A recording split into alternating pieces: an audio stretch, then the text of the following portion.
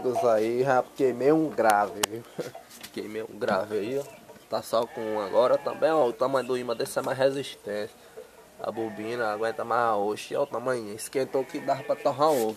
Queimou na hora a bobina.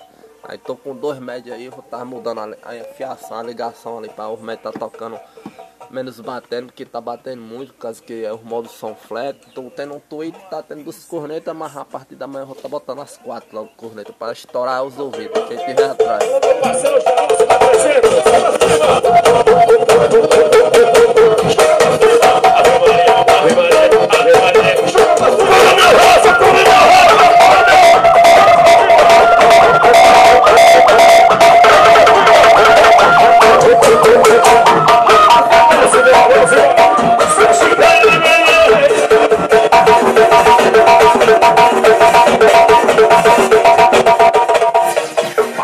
Vai estar no meu grupo aqui, viu? Pareria Novo Som, e vai estar no meu canal esse vídeo de hoje falando. E eu tô tentando ver se bota esse alto-falante aqui meio velho também, o tamanho do minha, vou ver se vai queimar. Se queimar não é nada não, vou comprar os dois tudo novo mesmo, de 550 cada um por enquanto. Botar todos os saldos para grave e os médios da Champion.